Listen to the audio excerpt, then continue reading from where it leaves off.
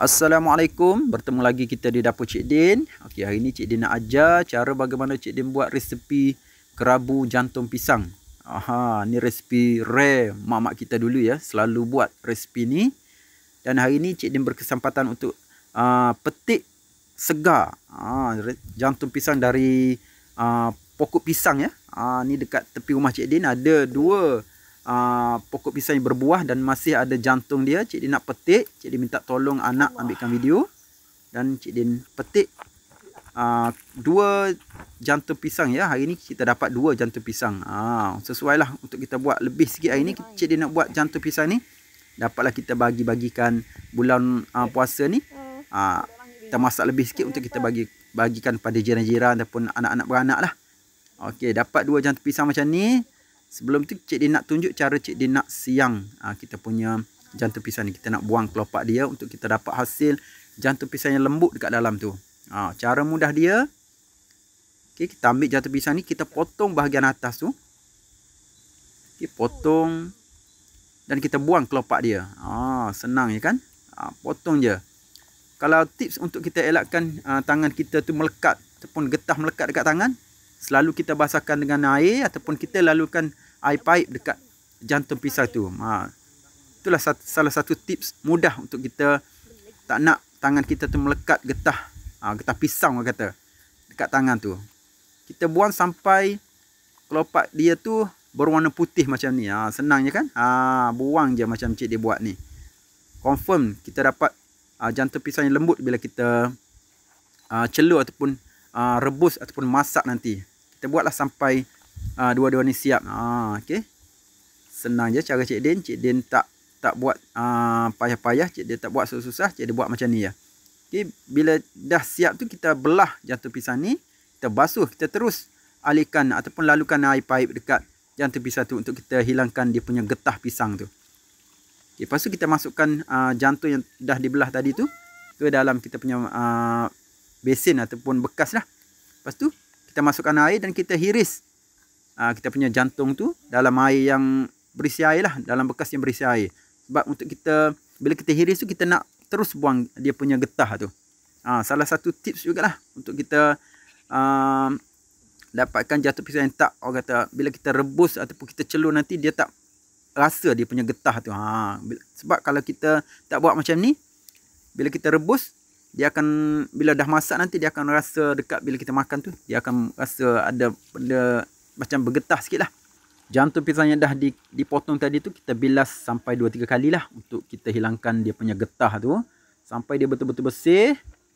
Okay, bila dah bersih macam ni, kita nak rebus dia pula. Kita nak celur jantung pisang dia pula. Cara Cik Din, cara paling mudah untuk kita celur, tak nak bagi jantung pisang tu kita bila dah masak dia kehitaman. Nak bagi jantung pisang kita tu cantik bila dah rebus, kita masukkan air, kita didihkan air sampai dia betul-betul mendidih. Barulah kita masukkan kita punya jantung pisang kita yang dah kita hiris tadi.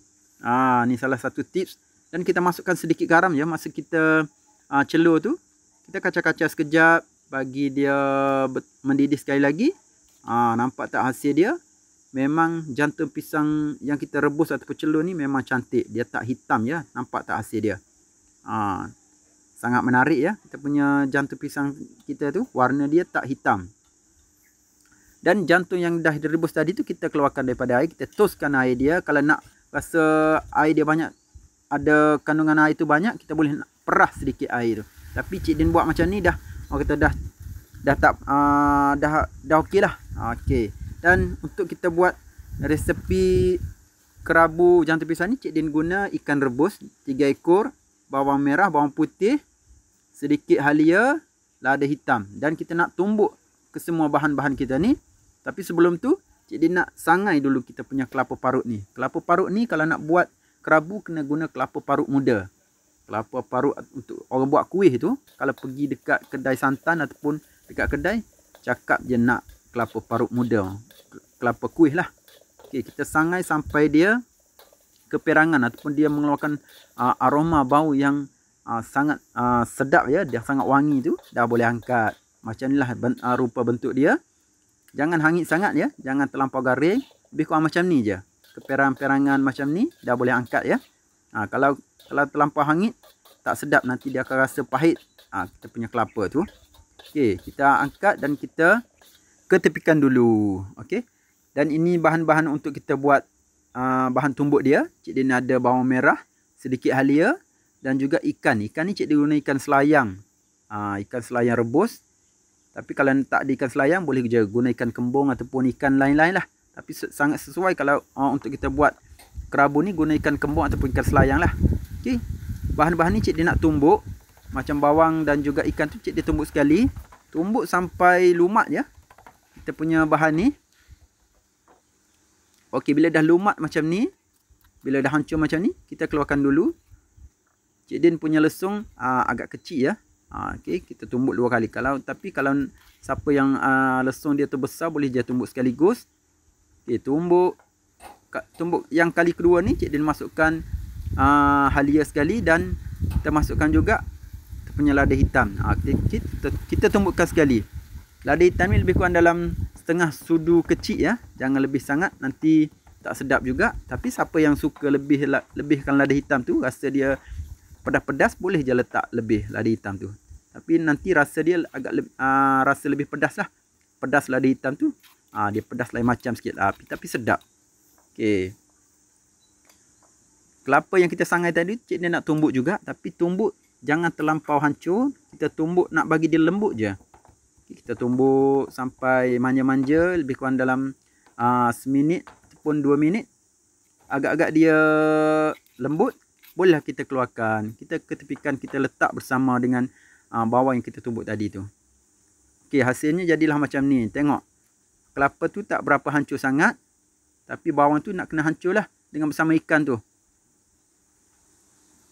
Okey, dan bahan-bahan kita ni kita satukan ke dalam bekas yang berisi jantung pisang yang kita celur tadi, yang kita rebus tadi tu, kita masukkan ke dalam bersama dengan kelapa dan bawang yang kita tumbuk tadi tu. Kita perasakan dengan sedikit garam, letakkan juga sedikit gula ya.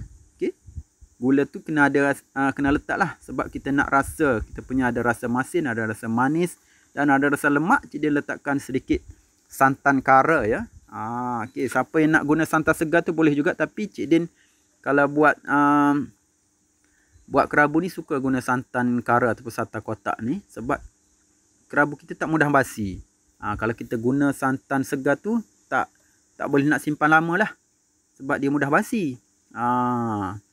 Tu tips Cik Din lah. Tapi kalau kita nak buat nak simpan agak lama, kita boleh gunakan santan kara macam Cik Din buat ni. Dan hasilnya kita gaul-gaul sebati, hasilnya jadilah kita punya kerabu jantung pisang ataupun kerabu legend lah. Kerabu jantung pisang ni memang legend. Memang sangat sesuai untuk kita buat berbuka. Siapa yang suka menu kerabu ni boleh cuba buat resepi kerabu jantung pisang cara Cik Din ni. Okey, memang sangat sedap, tak berkuah sangat dan tak kering sangat. Okeylah, kepada yang dah menonton, Cik Din harap jangan lupa cuba buat resepi ni. Esok lusa mana tahu nak buat, boleh tiru cara Cik Din buat ni. Sehingga kita jumpa lagi di next video. Assalamualaikum.